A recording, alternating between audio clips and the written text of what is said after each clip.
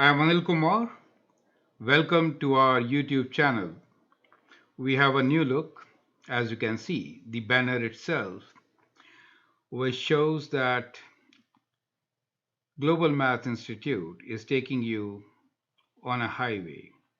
This highway is the success road. You can find solutions of most of your problems here. We not only provide you with solutions of the questions, but we provide you with complete concept. This video is on Surds.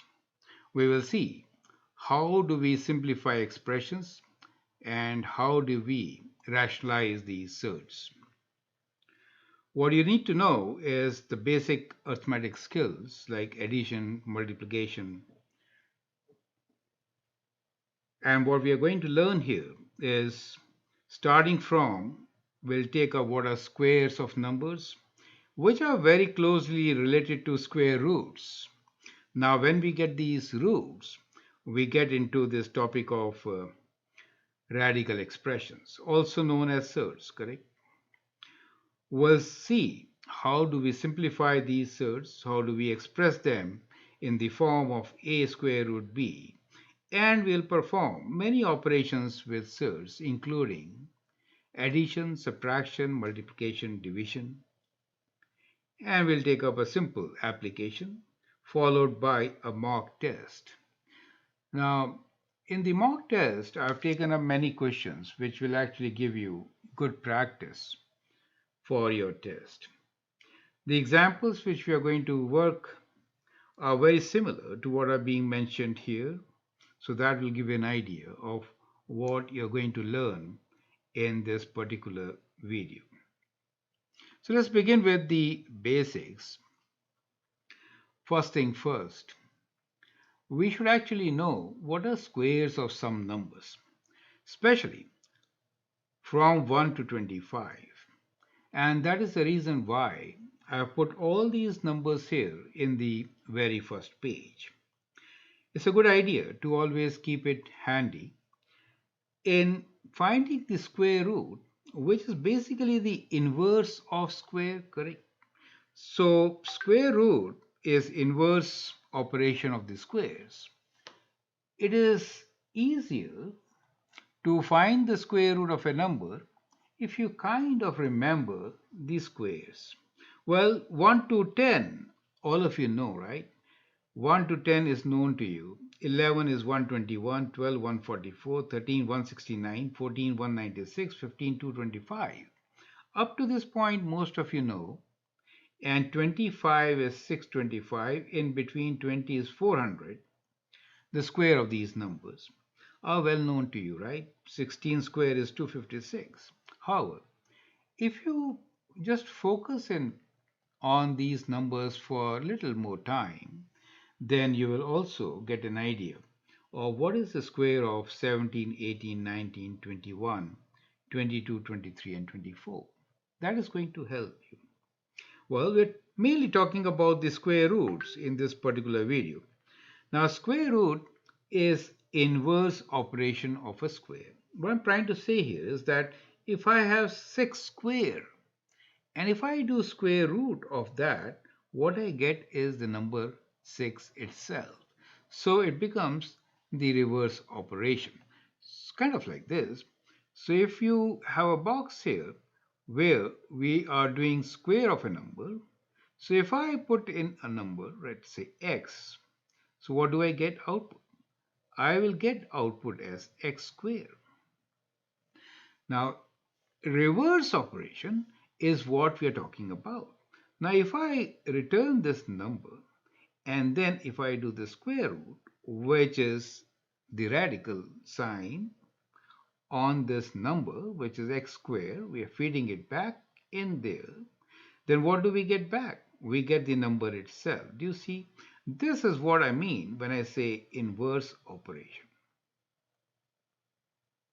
Is that clear to you? So that is why I was saying remembering the squares help you to find the square root. Is that clear to you? Perfect. So the examples given here are very simple. 100 square root is 10, as you can see. If there is a negative number, If you square it, it becomes positive, correct? So this will be truly 25, correct? Minus 5 square will be 25, and the square root of 25 is 5. Since you know 5 square is 25, correct? So that is how we could do it. Now you could write these surds in this form. However, this is not the simplest form. We'll see what is the simplest form also in examples. So the square root of 169 is 13 and of 625 is 25. So we get our answer. You could also find square root of decimal numbers. 12 is 144. 1.44 will be 1.2. That gives you an idea of how squares are related with square roots. I hope this part is absolutely clear. Correct? So now, one more very interesting thing is to know about what are irrational numbers. Well, most of the numbers can be written in decimal form, correct? For example, if I have 1 over 3, right, I could write this as in decimal 0.3333. It kind of repeats, right? So in bar notation, we could write this as 0.3 repeats. So now you're seeing that a decimal number can be written as a rational number, right? So what we have seen here is we have a rational number.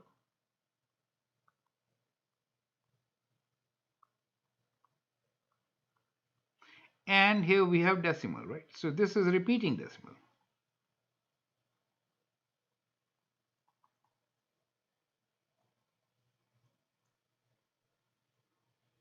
We could also have a number like 1 over 25, for example, correct?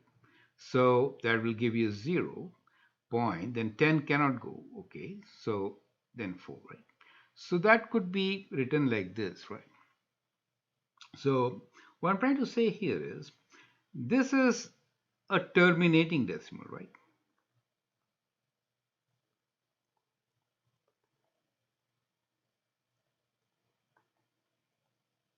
Now, if you use a number like square root 2 on your calculator, what do you get?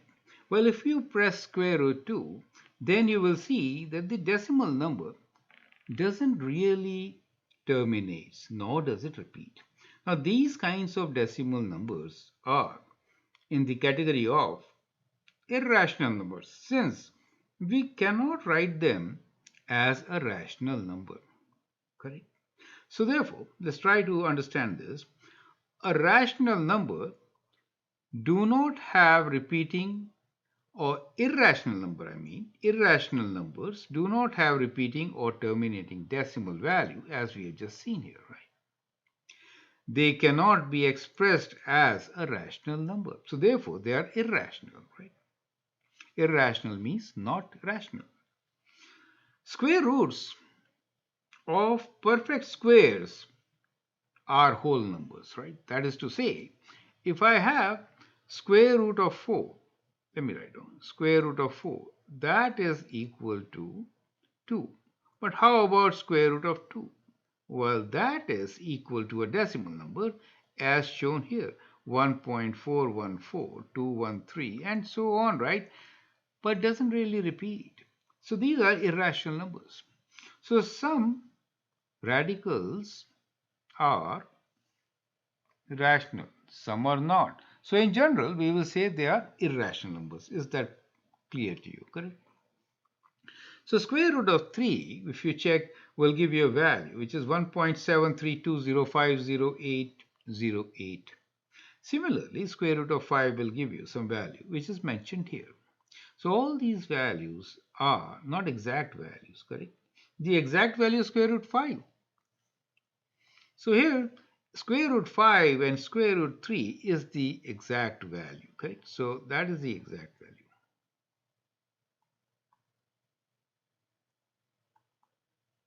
Is only square root 3 or square root 2, correct? But if you convert that to a decimal form, then you don't get the exact value. Now, the question here is, if you don't know the exact value, how can you sketch a segment whose dimension is irrational? Well, here is a very good way of doing it. So what I'm showing here in a figure is that we have a right angle triangle. Do you see a right angle triangle? Now this right angle triangle has 1 as its length of the sides. Now we know that a square plus b square is equal to c square. That is the Pythagorean theorem. So therefore, if I have to find the length of AC, that will be what? It will be 1 square plus 1 square, but we want the length square root, correct? So that gives you the value of square root of 2. You get the idea. So the length AC will be square root of 2. So I have now given you a dimension which exactly matches with the value of square root of 2. Well, that is how ancient Egyptians used to draw lines, or in fact, they made buildings using this type of calculation. Perfect. So a diagonal of a square always is an irrational number, correct? So if I have a square like this, correct? If I have a square, in that case, what is the length of the diagonal? Let us say the sides are x and x. Then the length will be x times square root of 2. You get the idea, right? So if x is a rational number, then the diagonal is irrational number. Square root 2 times the value of x. Clear? Now, this is a very neat way. If you work out, you will see the other lengths. If again I put 1 unit at right angles, I get square root of 3, then I get square root of 4, and then I get square root of 5, and so on. I can actually build on this spiral, right? Of course, square root of 4 is 2, correct? So what I'm trying to say here is exact length corresponding to the above square roots can be drawn using set of triangles with one side of right triangle with unit length as shown in the figure. So if I use unit length here as one of the sides of a right triangle, then I can produce the hypotenuse, which is irrational number, as you can see here, correct? So that is a very interesting part. So concept once again, if I have to measure AC, then AC is equal to square root of 1 square and 1 square, right? So which gives us square root of 2. Now if I want to measure what is A to D, then this side is square root 2, will square that, and 1 square, because that's the third side, CD. The square root of that gives you square root 3. Next, AE will be square root 3 square plus 1, and that gives you square root of 4, which is 2. For A to F, we have 2 square plus 1 square, 4 plus 1 gives you 5 square root. So that becomes square root of 5. You get the idea. So we do have a means of actually sketching segments which have exact value of these radical expressions. You get the idea, right? Now let's see, how do we simplify radical expressions? But before that, what does it mean when we say simplify radical expression or Surds? Well, a radical expression contains two parts. One is the radical.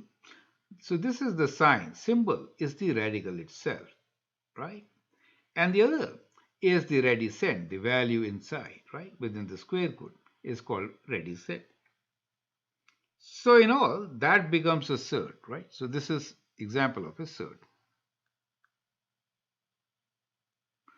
So clearly, when we say radical, it is just the sign, and the surd is the whole thing.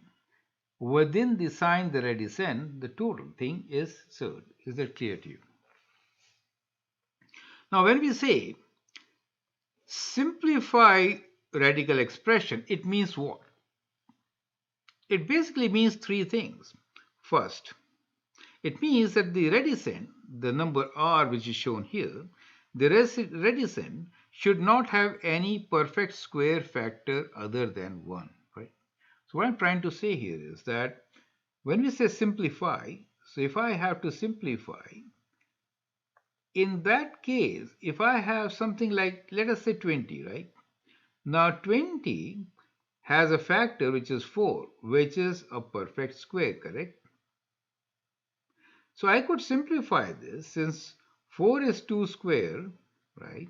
So I could actually write this as, I could bring this 2 outside and I have square root of 5. Now this is the simplified form. You get the idea. So 20 could be written as 4 times 5 and the square root will be 2 square root 5. So first part, radicand should not have a perfect square. So there is a perfect square. So it was not simplified, right? Now we simplify it. So these are the steps to be followed. Rule number 2 to simplify is radicand should not contain fractions. So for example, these fractions shown here, so that means not simplified.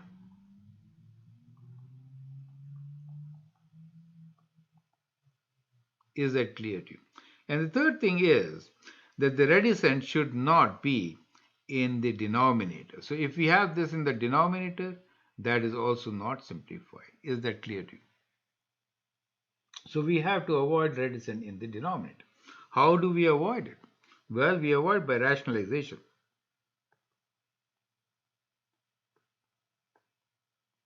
We'll learn this technique soon, but let us take an example of how do we simplify.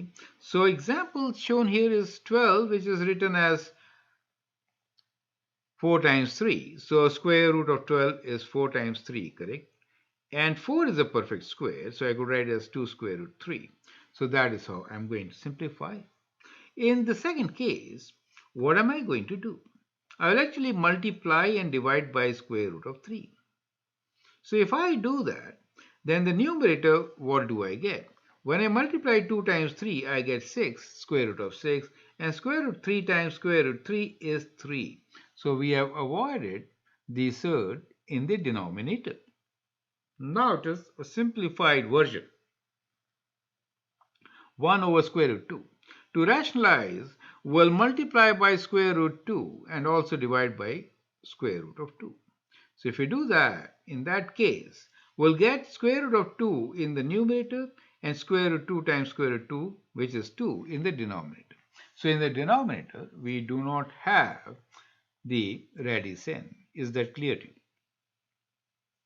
Well, let's take some examples to really work on that. So now we'll get into examples. We have got around 30 examples for you in this particular video.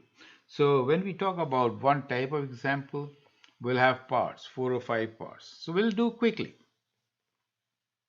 The question here is, write surds in the form a square root b. That means what we're trying to do is we are trying to simplify the expression. The whole idea is to find a perfect square factor, right?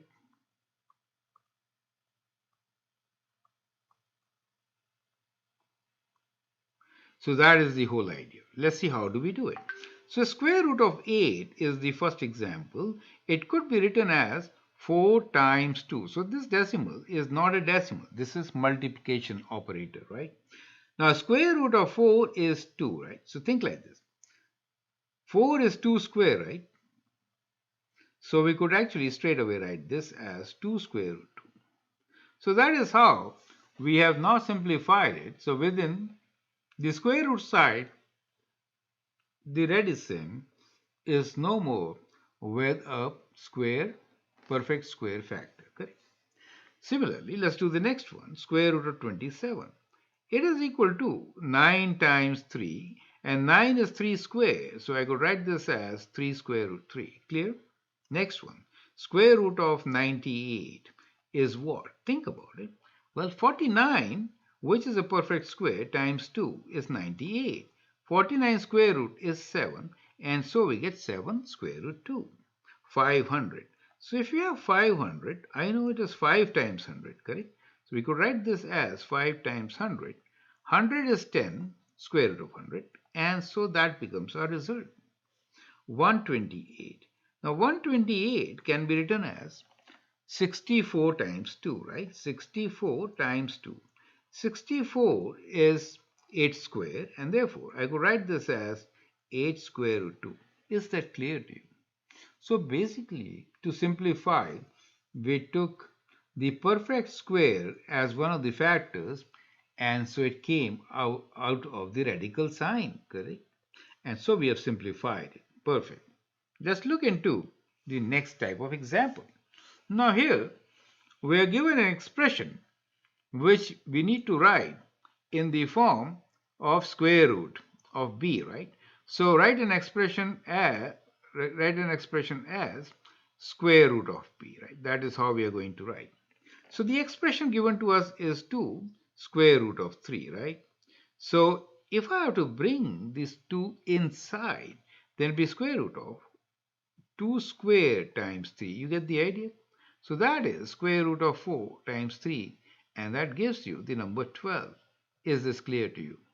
So that is how you have to do the reverse of what you did in the previous example. Simple as that. So 3 square root 7, as you can now see, will mean 9 times 7 within the square root sign, and that is square root of 63. So 4 square root 5 is basically 16 times 5, correct? So 16 times 5 will be 5680, right? Sorry. Let's do it. 6 times 5 is 33, and 5 plus 3 is 8. So we get 80. 5 times square root of 21 is basically 5 square is 25 times 21, correct? So that gives you the value, correct? So you can multiply by 25. 25 times 1 is 25, which is 5. 2 there. 50 and 5 is 55, correct? So we get our result. 7 square root of 10 basically means 49 times 10, correct? And so that gives us 490. Look here. When we are writing 9 times 7 square root, we really mean we are writing 9 times 7, right? So I could use this operator, which is same as multiplication operator. Is that clear to you, right? Now let's move on and take up the next example. Now we are going to add the surds, right? So 2 square root 3 plus 3, 5 square root 3. So add like terms. That is the concept. So let's do it. So since square root 3 is common, think like this. We got 2 plus 5 and we have square root 3 as common, right? So we could write this as 7 square root 3. Clear? So that is how you could do this. Now, it may not be a case where we do get a common factor. In that case, you have to leave it as such. But here, we have 3 square root 5 plus 20. 20 can be written as 4 times 5, right? So I could write this as 3 square root 5 plus 4 means 2 square root 5, right? Now this can be written as 2 plus 3 is 5 square root 5. Do you see that part? So it does get simplified further as shown here, right? Let's do the next one. 500 minus 2 square root 5. 500, as we have seen earlier, is 5 times 100, correct? Minus 2 times square root of 5. That gives us 10 square root of 5 minus 2 square root of 5. And 10 minus 2 is 8, so we get 8 square root of 5. Right? Next one is 50 square root plus 8 square root plus 72 square root. 50 square root is perfect square is 25 times 2, that gives us 50, plus 4 times 2, and then we have 72 as 2 times 36, correct? So that gives you 25 is 5, so we have square root 2, 5 square root 2 plus 2 square root 2 plus 36 square root is 6, 6 square root 2. So that gives you the value as 5 plus 2, 7, 7 plus 6 is 13 square root 2. Is it clear to you? So we get 13 square root 2 for this one. The last one, I would like you to practice, right? This is your practice question.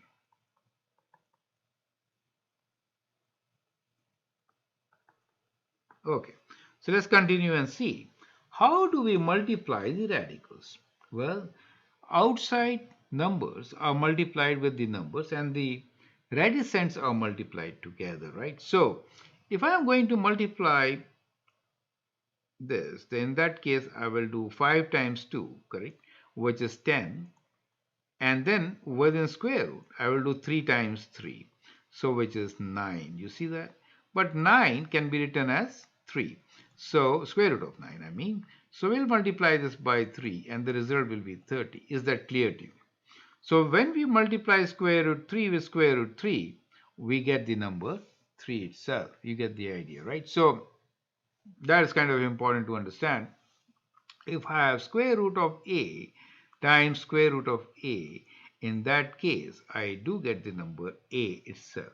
Is that clear? Correct. Now let's do the next one, which is square root 14. 14 can be written as 7 times 2, right? And 28 can be written as 7 times 4. Look here, I'm just showing you another strategy. Now, if I multiply 7 and 7, what do I get? Square root of 7, I mean 49 square root, which is 7. So I could write this as 7. Now, square root of 4 is 2, so I'll write 2 here for that. And we are left with square root 2. Do you get the idea, right? So that gives you 14 square root 2 as your answer. Is that clear? That is how we could simplify. So I'm cutting down on steps as we are moving along since you are getting used to these radicals, right? And Surds, good.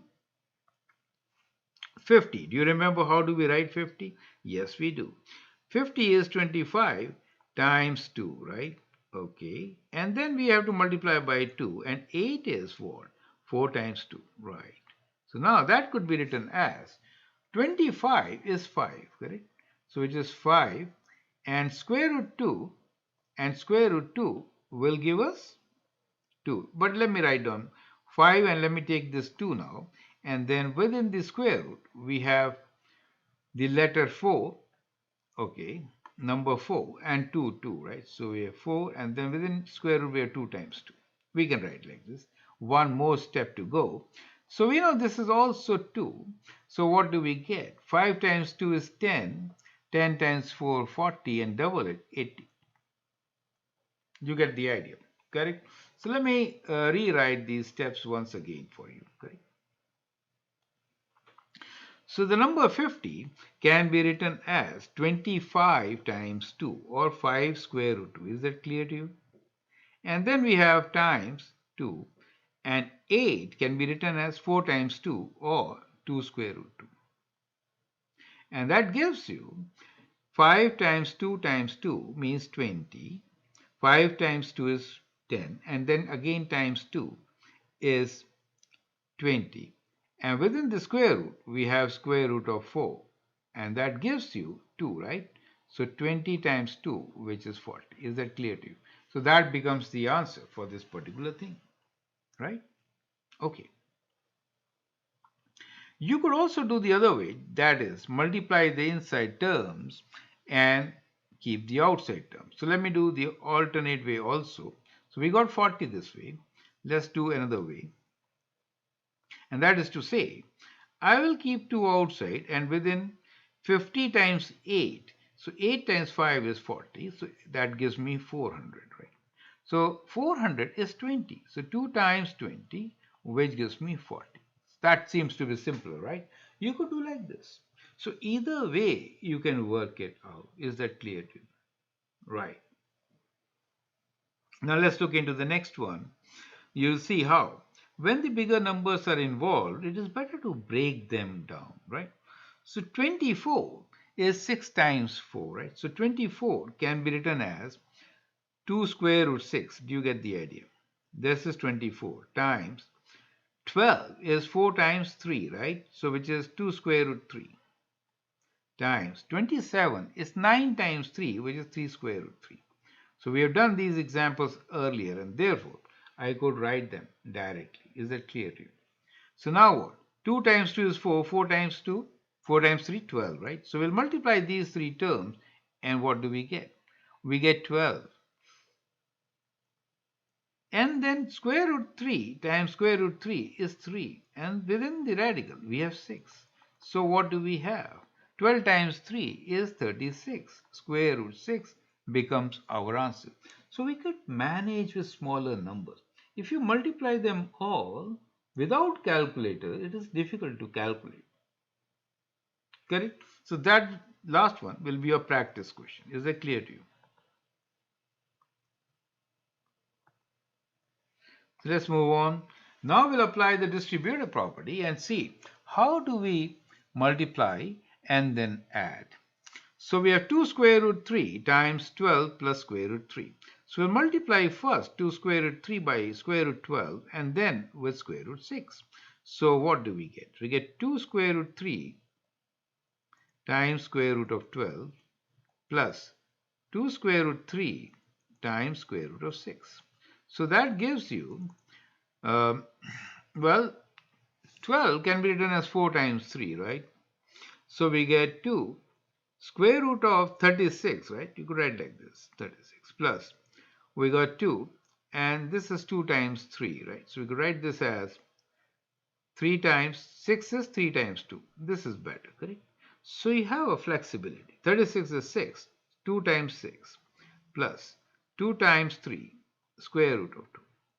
So that gives you 12 plus 6 square root 2 as your answer. Is that clear? So we could do like this. So adopt different ways of solving. Next here, we have 5 plus square root of 2 times 5 minus square root of 2. Now some of you who know this, that what is a plus b times a minus b? It is a square minus b square. So for them, it is simpler. You can straight away apply the formula. But let us see how do we do otherwise. So first I'm going to multiply with 5 both the terms. So we get 5 times 5 is 25 minus 5 square root 2. Now I'm going to multiply with square root 2 times 5. So I get plus 5 square root 2, and then square root 2 minus square root 2 gives me square root 4, which is minus 4, right? So as you can see very clearly, the center terms cancel. So we get 25 minus 4, or this is equal to 21.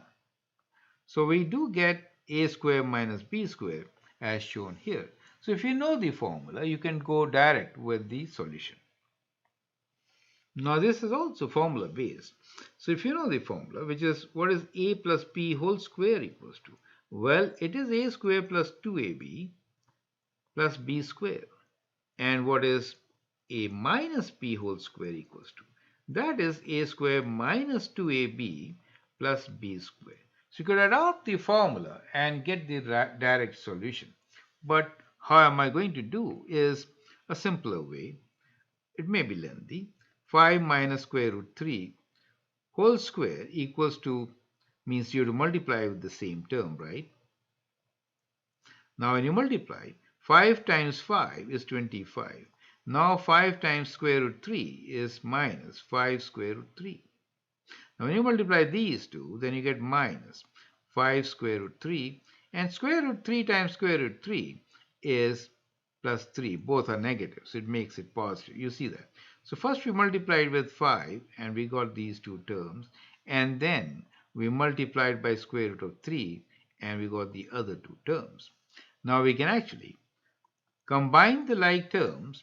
So we have 25 plus 3 as 28 minus 5 square root 3 and minus 5 square root 3 gives us 10 square root 3 with a negative sign. Clear? Well, let me apply the formula for doing part B. Square root x plus square root y whole square. I'm going to apply this particular formula, which is a square plus 2ab plus b square. So we know here that the value of a is square root of x, the value of b is square root of y, correct? So if I want to do square of these numbers, so basically I'll square that, and that will be x. Square of b will be square of y root, so it will be y, correct? So we could write this as square root of x square plus twice square root of x times square root of y plus square root of y square, correct? So you could write this as x plus 2 square root of xy plus y. So that becomes the solution of this part, right? Now let us see what happens when we multiply two or three radicals together. So we'll review the concepts learned with the help of this particular example. So we have 27 times 18. 27 can be written as 9 times 3, right?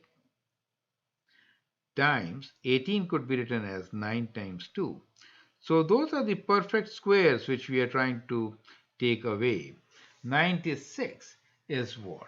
So if I do half of 96, so we get 48, right? So if I could divide by 4, in that case, what do we get? 4 times 2 is 8. So we can do this like this. 4 times 2 is 8 and 16 is 4 times 4. So we have this number, right? So we can simplify further. 24 can be written as 6 times 4, right? You see that. So we got 16 times 6 as equal to 96. So directly, if you don't get it, you could further divide just as we have done here. Now clearly, what do we have here?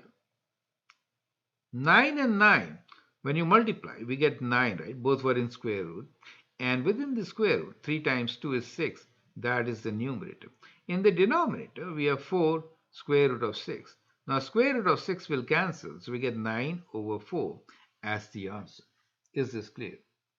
Have a good look at it. Try to understand how we have adopted all the learnings together to get this result. Now we have 128 times 50 over square root of 75. 128 is 64 times 2, right? Let me write for 64 times 2, and 50 is 25 times 2. 25 is a perfect square, and therefore we are taking this. Well, 75 is 25 times 3, right? Now we can actually simplify it. Well, you can also cancel the terms within the square root also, correct? You could do that. So now we can write this as 64 is 8 square root of 2, and we have square root of 2 there also, right? So times square root of 2 over 3. So within square root, correct? So we have this number as 2 square root is 2. 2 times 8 is 16.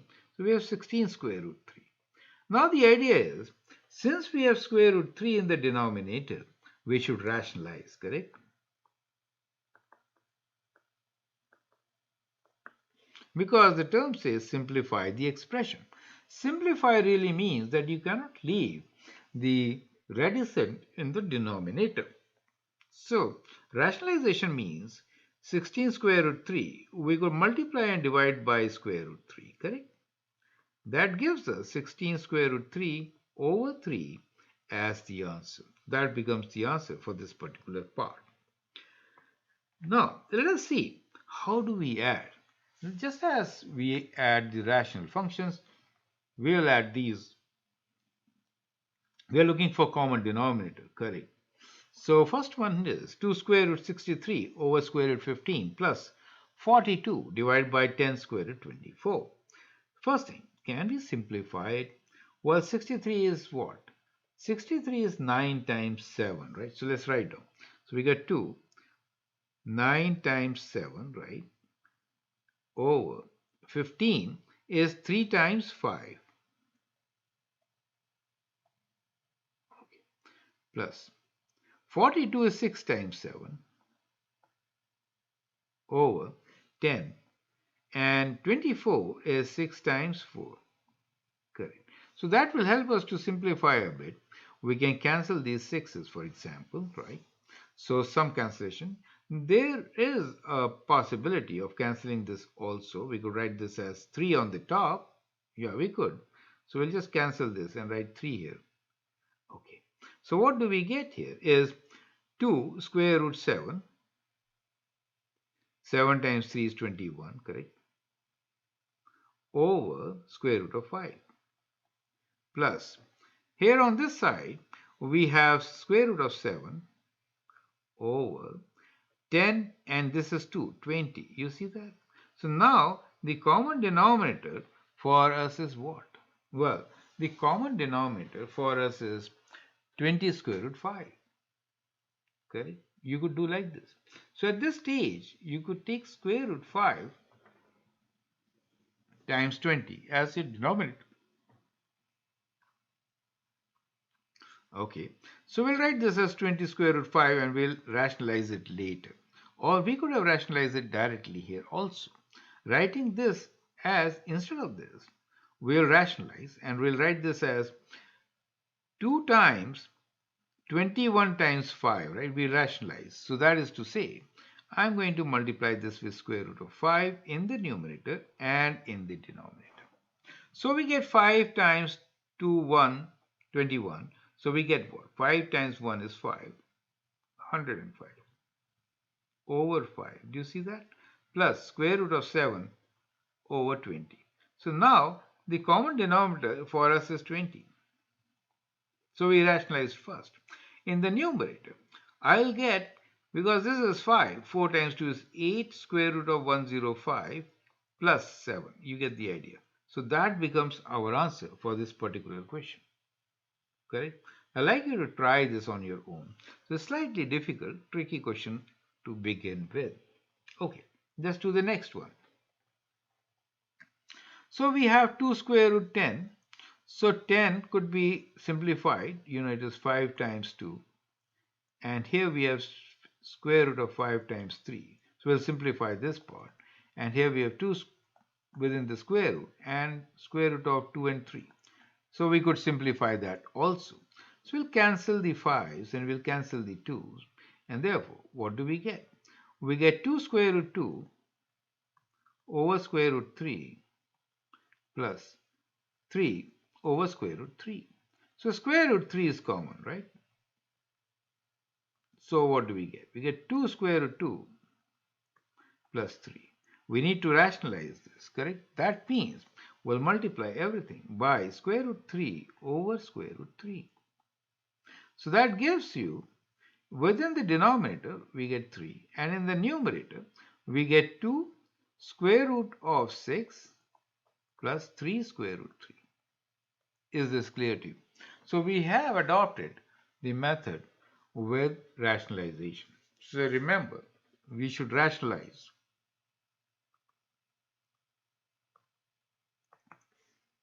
Okay. Now we've done addition. Now let's take up the subtraction part. Apply the similar strategies as we did earlier. Perfect. So in this particular case, square root of 27 could be written as 9 times 3. That is to say, we could write this as 3 times square root 3, right? Over square root of 15 is 5 times 3. So we can cancel the 3's here. Do you see that part? So we're just simplifying and writing the first part as 3 over square root of 5. Is this clear to you? Now let's look into the second part, which is square root of 24 over 2 divided by 30 square root. Now within 30 and 24, you could simplify this, right?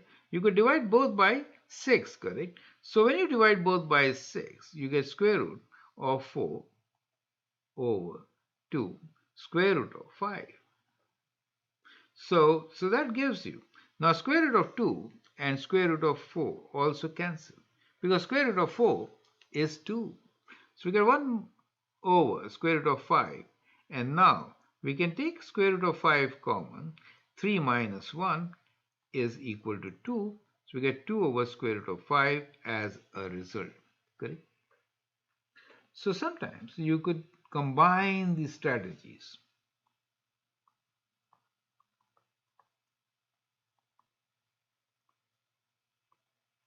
Perfect. So now next example, we have square root of 50 and 10. Now we have 8 on the top, so we could actually simplify the first one.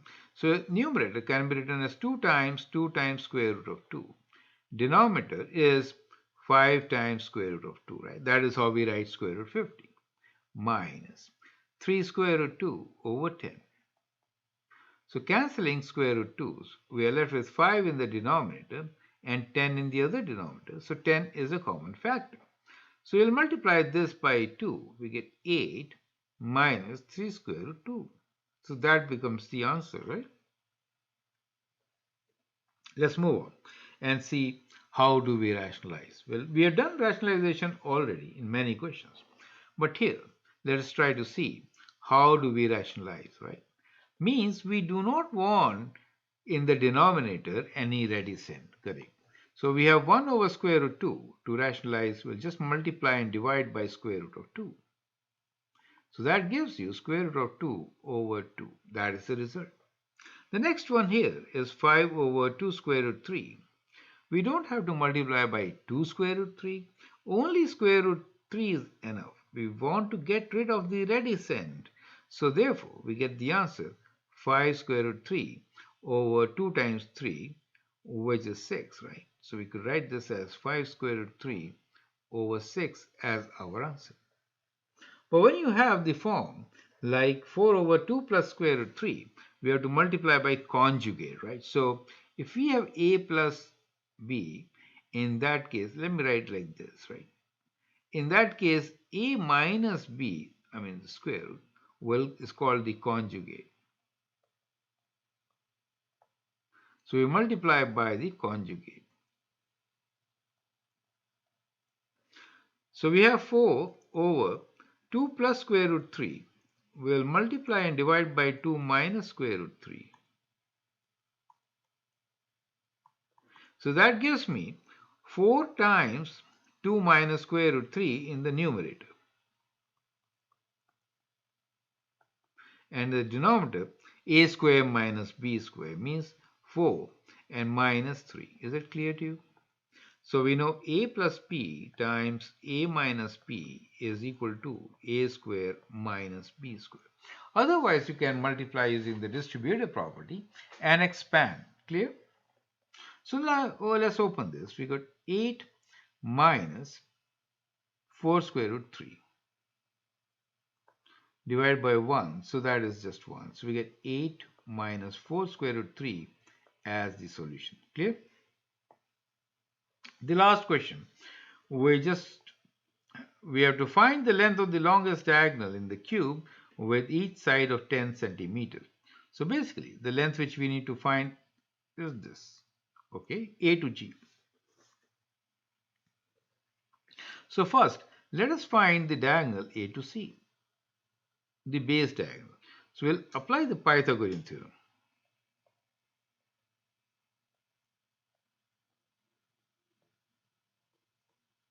So we know AC square is equal to 10 square plus 10 square,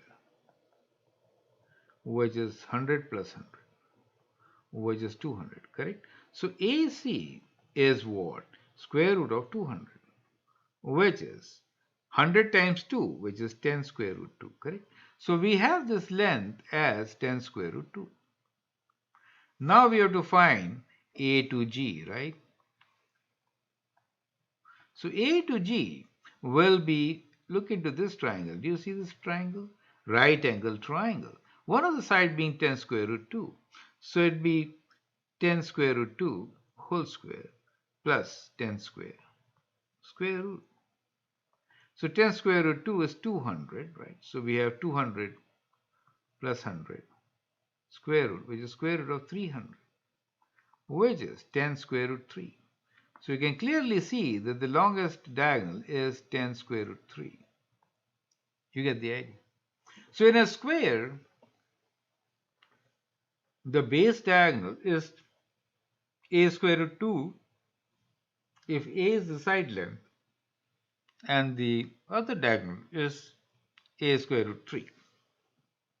So that brings us to the end of our practice session. Here is the practice mock test. So I have taken many questions here which will help you to practice. You can have a good look at the questions which I am sharing with you. These are the type of questions which we just solved. So practicing how to solve these on your own will help you to perform much better. Clear? The last question from the practice set is to simplify with division and with so two examples with division and an application question where we need to find the sides of the rectangular prism. Let's read the question. In a rectangular prism, the height in a rectangle prism with height of length 3 centimeters and width of 4 centimeters. The length of the longest diagonal is AD is square root 61. Find volume of the prism. So this time we are given the diagonal. We have to find the volume. That means we have to find one of the missing sides. Then you have to multiply the 3 to get the volume. Is that clear to you, right? Perfect. Now here's the last question, which is on rationalization. Try these. I hope that will give you good practice. With that, we come to an end of our lesson on Surds. I made an attempt to explain all the related concepts for a very good foundation on this particular topic.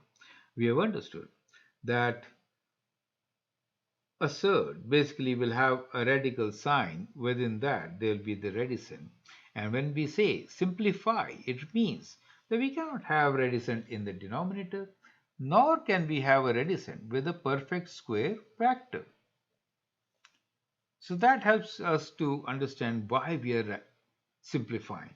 We also saw this beautiful diagram which helps us create lengths which are square roots of 2, 3, 4, and 5. Perfect. We did take how do we find diagonals in rectangular shaped prisms. With that, we come to an end. I hope you enjoyed. If you really like it, then you can subscribe to my videos. Feel free to write your comments, share your views, and don't forget to subscribe. Thank you, and all the best.